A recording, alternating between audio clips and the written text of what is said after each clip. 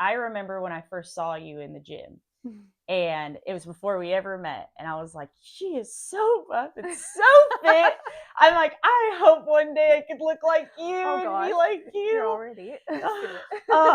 I'm trying, but I was just like, man. And then I heard once we got to know each other better and started knowing a little more about your background and story, I was like, no freaking We've got a lot in common. So then I was like, you're even cooler to me. This is awesome. Yeah. Yeah, we had an instant connection. We both have that background. We both want to help people, and we both like have that drive to do better. Totally. Yeah, you guys definitely do. So yeah, I've never heard much of your story or anything like your background. So yeah, wherever you want to start.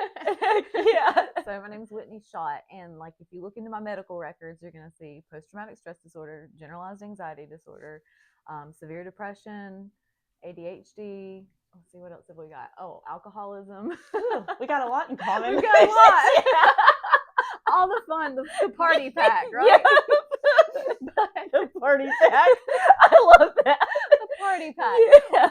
But like now, people that are in my life, a lot of them don't even remember or notice that, because now they see me as wife, mom, coach, businesswoman, a bodybuilder, the things that I've allowed to come into my life now that I don't have all that other stuff. But it doesn't happen overnight. Like, you know how that is. Oh. You don't wake up one morning and go, I'm going to be an alcoholic. So you also don't want to wake up one morning. You're not going to wake up one morning and go, well, I'm just going to do everything. Yes. I'm going to be better completely. Like, it's a step-by-step process. Oh, totally. Totally. You work a long time. I was just thinking that in the mirror, and it's weird when I look in the mirror now, and it's like, man, the person I look at now is somebody that I built. Yes. That took time building. Yes. That person I wanted to be when I was a little kid that I'm like, maybe one day, and you just hope and hope and hope. And it's like slowly you mold. You get there. Yeah. Heck yeah. Exactly. And sometimes you didn't think you could. Like, not even, I guess it was about 8 years ago, I didn't even want to wake up the next day. Like, I was so unhappy, had a lot of pain, a lot of trauma. And then there was negative behavior patterns that I developed to deal with that trauma. Mm-hmm. And if it weren't for my daughters, I probably would not have wanted to live. I stayed for them, basically. So people need to know that even if you feel that in the moment, if you feel like there's not another day, there's nothing left for you, there is. Mm-hmm. You just have to, nothing lasts forever, the good or the bad. Mm-hmm. So if you can hang on through that bad and just keep your head up, step by step, you can develop the behavior patterns that take you to the life that you want. Like you said, like the little girl looking at you going, okay, we made it. Yeah. You're like, finally. Built the woman I wanted to be. Yes. No, totally. What do you think are things that you held on to? Like that, I mean, your daughters, for one, that you held on to. But what else would you say? Was there anything else that you could say, or you repeated to yourself? Like, what got you, like, really pulled you out of where you were at? I just remember praying a lot. Like, I had to lean on God and just trust that it would get better. And I mean, it's funny because it was actually 2017 Christmas Day. I realized that I wasn't going to be able to fix this by myself. I had already gone to a trauma treatment facility, came back, picked up the exact same behavior patterns.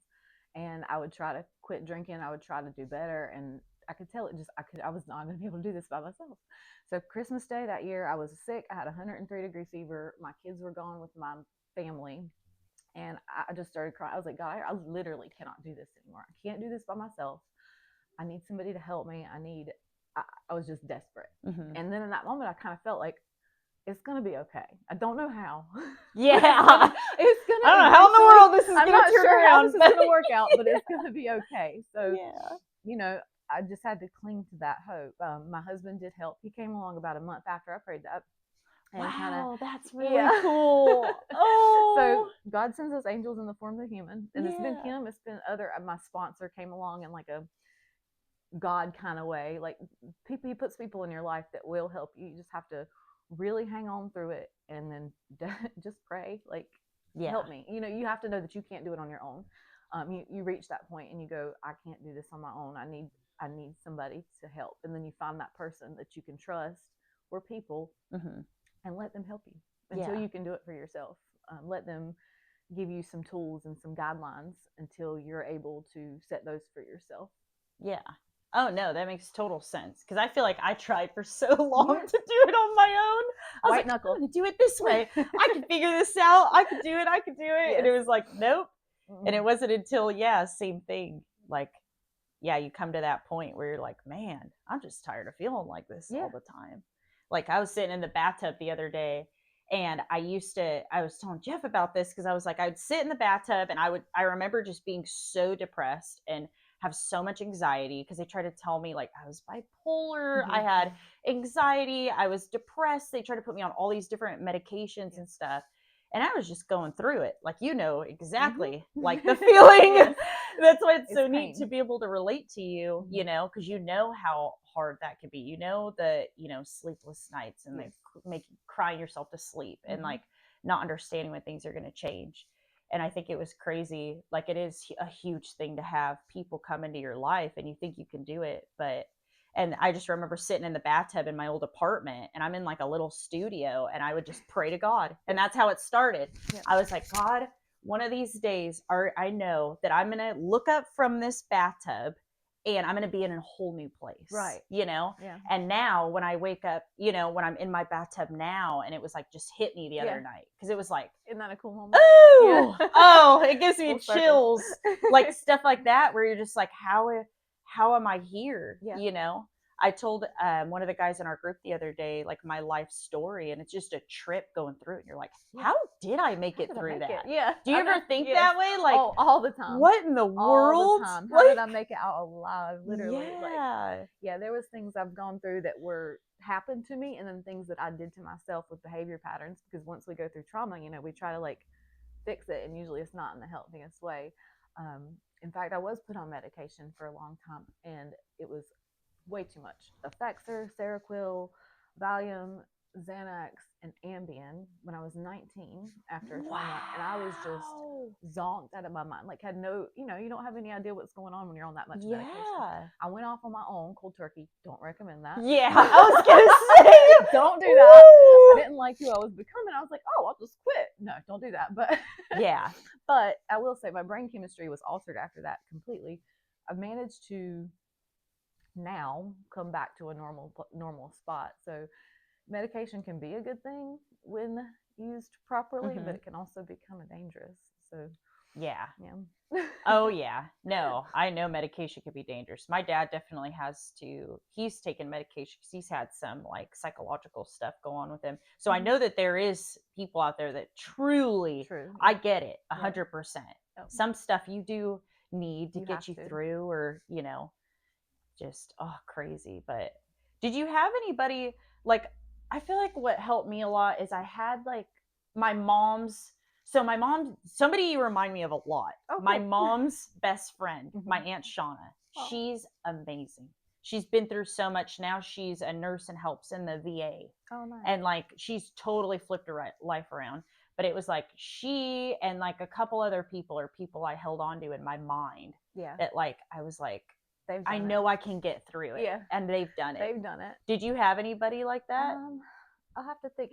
Well, once I got into programs, my sponsors were like that. And I think as a person, I'd always thought, okay, people that are in AA or people that are alcoholics, I never saw them as the women the type of women that my sponsors were, business owners, like people who worked in banks, principals, I didn't know that. I was like, oh, okay, these people have had this problem and then also overcome it. Yeah, those sponsors, like I would see they had their careers, they had children, they had, all the things that I wanted, and they still had gone through the problems like I had, but also come out on the other side. So I guess that would kind of, and I saw people that I knew that I didn't want to be. Yes. So there was people that didn't get the help, and I'm like, I don't want to do that. Oh, that makes that so much sense. Too. Yes. Me, I feel like the people who've gone through the most can also be like the strongest people. Like, it made sense to me. Yes. Like when you ended up telling me and we got to know each other more, I'm like, oh my goodness, it makes sense why she's freaking ripped and out perfect. People is like bodybuilding prep for a lot of people is hard. Yeah. They don't want to be hungry. They don't want to do 2 hours of cardio. They don't want to get up at 4 o'clock in the morning. For you and I, that's not hard. Like, compared to what we went through to pull ourselves out of the gutter, that kind of pain when you're there is nothing. Like, I'll take the bodybuilding prep every day. It's easy compared to that, time. So we're able to do tougher things because we've already been through that kind of pain. I like to run. If I'm running fast and it hurts, it's like, you know what, it doesn't hurt as bad as the pain I had before. Right. So I think it does. It builds people that are stronger. For sure. 100%. Because I feel like that's what I think about even when I'm at the gym. I can take myself back to certain places in my mind of when I went through tremendous pain. And it's like, girl, you got through that. You better freaking keep on going. You've dealt with that for years. It wasn't just like the last 5 minutes on the stair stepper. Yes, exactly. I mean? Exactly. Well, we can handle the stair stepper. We've got this. Exactly. Oh, and then we get our dopamine reward. So that's a double plus. Completely. Big time. I think that's why exercise is so helpful too. Like for anybody, but especially for people who are coming out of either addiction or behavior patterns. Those behavior patterns of that substance was giving you that dopamine. And now you got to remind your brain that you have to earn it. So we have to set those patterns where we are going to the gym, especially I think in the beginning, going in the morning is really important.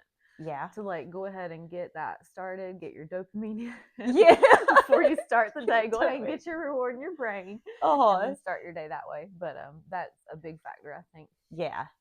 Big time. Me and Jeff have talked and we're like, you have to have something to replace it with. Yes.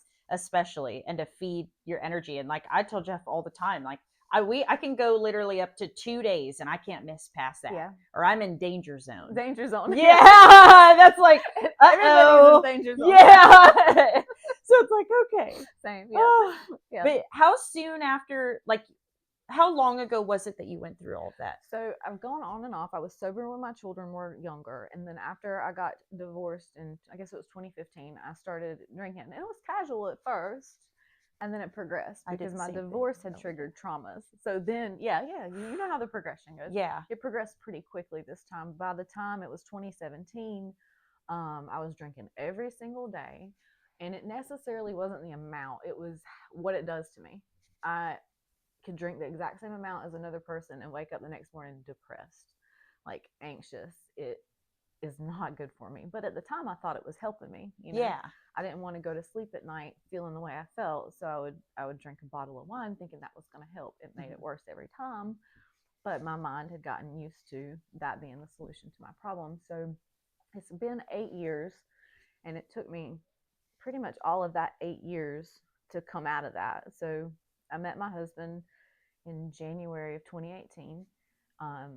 We were drinking together, all the things, but I had also said that was the month before that I wanted to stop. I needed some help. He noticed that the party didn't end. Weird. So did Jeff. The party, he's like, oh, this is so fun. She's fun. We're traveling. We're doing this. And he was like, wait, it's a Tuesday. And you're doing the same. We got to work tomorrow. What are you doing? Yeah. And that's when he was like, I think we need to like set some boundaries here. You probably need to work on this. Finally, I did, say, okay, yes, I've got problems. I understand that. So he was like, I'll fight this with you, but I'm not going to fight with you over this. I was like, fine.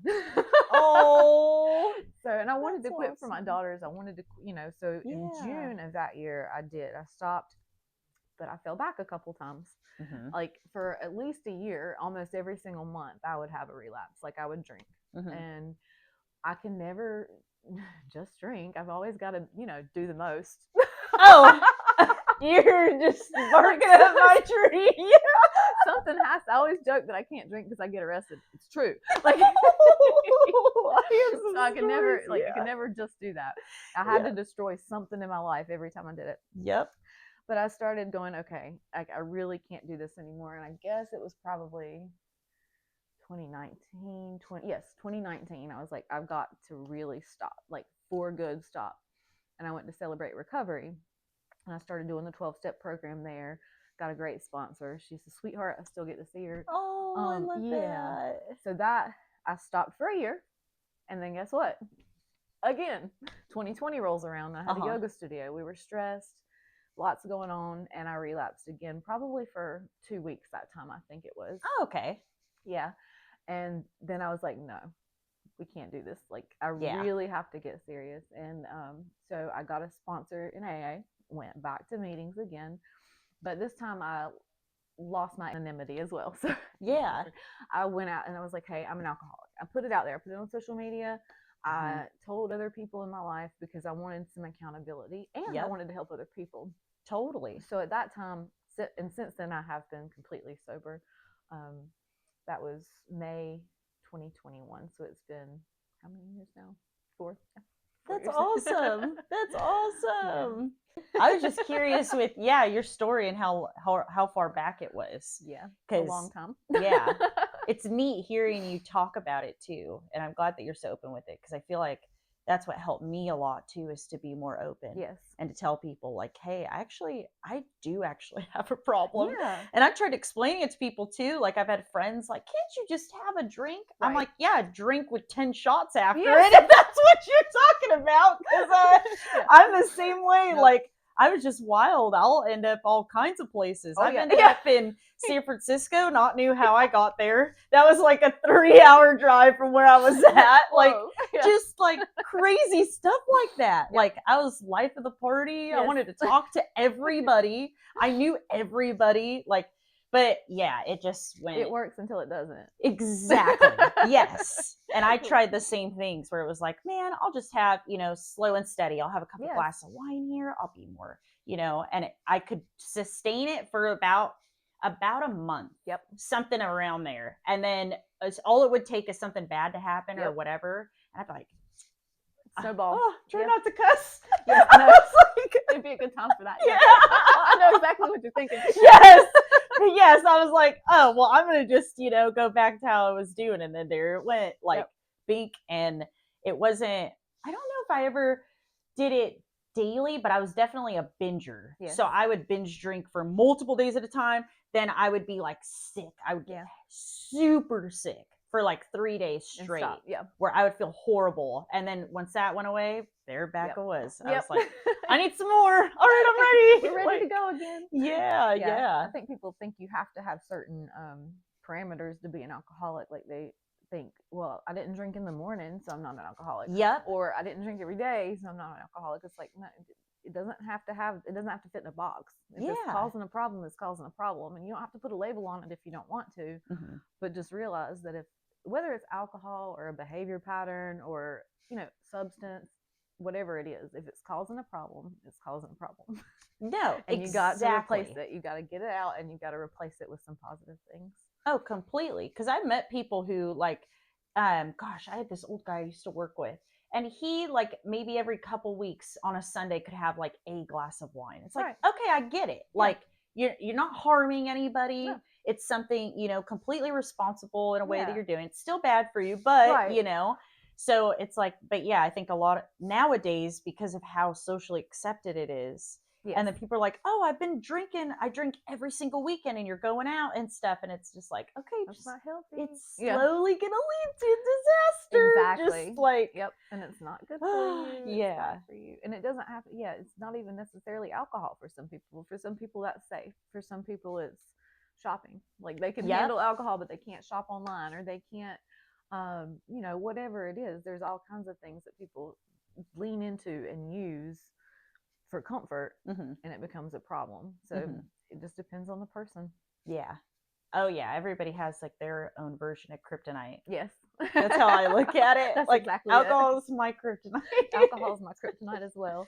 Oh, I know. I feel like everybody should kind of go through either those 12-step programs or like live like a recovered alcoholic. Because, we have to get up every morning and do our devotion. Like, it's not optional to not take inventory of yourself in the morning. Yep. You have to check in with yourself. You have to go, okay, before I go out into the world, God, don't let me get in the way of what you want me to do. And we have to go through those steps. We have to exercise. We have to do these. We know we're in danger if we don't. Oh, for sure. So I'm like, maybe everybody kind of needs to treat themselves like an addict. Yeah. No, seriously. Set up the habits like we have. Because then you learn. Because I feel like then you have to have structure. Like me and Jeff say our little 10 commandments for ourselves every morning, and then I read my Bible and it's like, okay, these are what I live my life by, and I have to stick with them. Yep. And if I waver, I already know what happens when I waver. Yeah, play the tape. So it's like, why, like, don't want to do that again. But I'm curious too for you, because For me, with my alcoholism, it definitely ran in my family tree. Yes. Big time. All branches. Yeah. Yeah. And for me, when I drank, I turned into another person. Mm-hmm. You were dealing with like the alternate Chelsey. Right. Like it was completely different person. And I know that my dad's mom was like that. Both of his older brothers, and then gosh, like several people on my mom's side of the family too. Yep. So you feel like the same for you? Oh yeah. So my mother's side, she's also, they've got the alcoholism on that side. My dad is more, his side's more like me. He would binge more, and like you said, the Dr. Jekyll, Mr. Hyde thing, like we're gonna get arrested if we drink, so it's best that we don't. My dad's sober now, so that's awesome. We don't get arrested anymore. Yeah.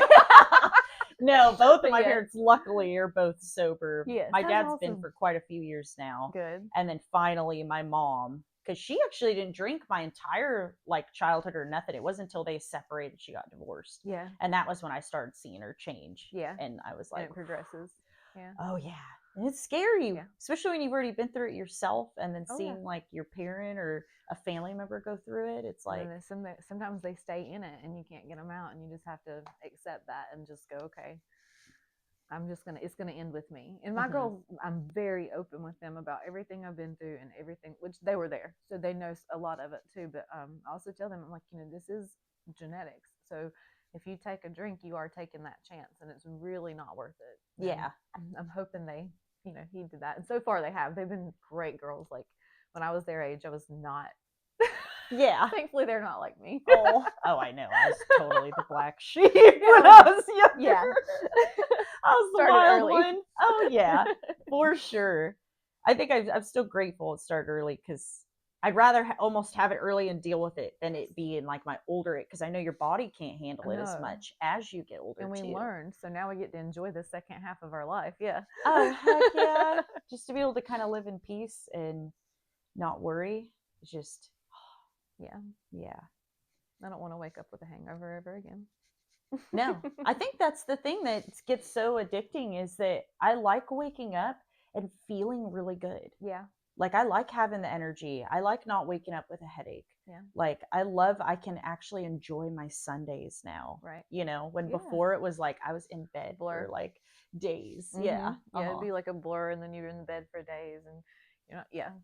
I don't miss that at all. But it doesn't feel like that at first. Sometimes, like when you're first coming out of it, you do miss that a little bit, and you do the anxiety and stuff. I don't know if you had really bad anxiety when you first stopped, but like gripping on just trying not to go to your crutch when you're going through that is really, really tough. So eventually, once you get through that part, you get to the good part where you feel much better every day. You wake up, you have your routine and all that stuff. Once you get past that. Yeah, I'm glad I wasn't the only one, because it took me years. I still suffer from anxiety from time to time. I've gotten way better with it. Right. Not nearly as how I used to be. But yeah, I used to be very anxious. And I think, especially after I had like a fatalistic mindset. Like, oh my goodness, if one thing went bad, it's like I would think the absolute worst, like it's going to be absolutely terrible and freak myself out. And then, I would want to drink or go when I went through stress. And I'm like, no, I know that doesn't lead to that anxiety going away. No. It just makes it worse. Yeah. And it only like puts a Band-Aid on it for like a second. For 2 seconds, you get that numb feeling, and then that's it. That's all you get is the 2 seconds. Yeah. I'm just so happy to be out of it, and I'm sure you are too. Oh, yeah. Just your life's probably way different now. And do you feel like your life's way different than what you ever thought? Oh, 1,000%. Like if 7 years ago you would have said, put in front of me all the things that I get to do, I would not have believed it. Like, yeah, definitely would have never thought that I would be a bodybuilder, let alone get my pro card. Never thought that, I would be a yoga instructor. So, all the things. Like, it's stuff I want. Like you said, when I was little, I wanted to do. That's who I wanted to be. And then now you're able to do it. Mm-hmm. But no, I did not think I could. No. Oh, what about you? Yeah. Oh, no, same thing. Like, even making podcasts, even like doing social media, and then working the jobs that I did, living in North Carolina. That's like been, just a trip in itself. And I don't know, I just always had all these Disney princesses and Wonder Woman that I used to look at, all these people, and I was like, when I get older, I want to, this is how I want to be. I want to be this kind of adult. And yeah, I think, I don't know, I'm definitely grateful when I think back on it. Like, I wouldn't, if I had to redo it, I wouldn't have redone it any other way. Yeah. As much as how painful it was, I'm like, I feel blessed because I feel like it's built character within us that we would have never gotten if we didn't go through it. I finally agree. I think so too. Like, I used to for a long time be like, why me? Why do I have to go through these things? Why can't I just be normal? I just want to be normal. But now I realize there's so many people that need the help, and like you said, we're a little tougher from it too. We've overcome it, and now we can do a lot of things that a lot of people can't. But I think too, it gives me empathy to help people. Like, if we see somebody struggling and everybody else might overlook them, I've had people call me at midnight before because I've lost my anonymity, and I did say, hey, I've been through all these things, and a woman's called me, and at midnight, I don't want to live anymore. I'll sit on the phone with you until tomorrow, for a little while. Just get to tomorrow. And we need people that people can reach out to and feel safe with. So I know I had a few of those people, and you probably had some people you felt safe with. So I think it gives you a level of empathy that you wouldn't have if you hadn't been through it. Oh, for sure. No, I completely agree. I think now, even with the women that I've helped, it's like, it's neat because it's like when they go through pain and they go through certain things, you're like, trust me, I know exactly what that feels like. I promise. Yeah, probably maybe even worse sometimes. Exactly. Like I love being able to come back and help people now. Like, I wish that I had a me when I was, going through it at certain times. Just somebody to relate to that understands. Like, it's so important. Like, when I found out that you had the background that you did, it was just like almost so relieving to me. Like, in the weirdest way. Like a sense of calm, because it's like, man, I'm not alone. Cool. Yeah, there's somebody else that has been through it, made such a difference and impact in their life. And you've made such an impact on a lot of the women that you train, and I watch them, compete. I love my girls. That is just, it's so cool. It's so cool to see. Yeah, we really have a lot of stuff we go through in life as women. There's just a lot of pressure, a lot of things that we go through. So it's nice to be able to work with women, and they think that I'm helping them change their body, and I am, but I'm kind of trying to help them change their mind too, because they don't see how great they are when they come to me. They're like, oh, I don't like this part of me. Oh, I don't like that part of me. I'm just like, no, you got to see how great you are. So slowly I start I play mind games with them a little bit. And I love that.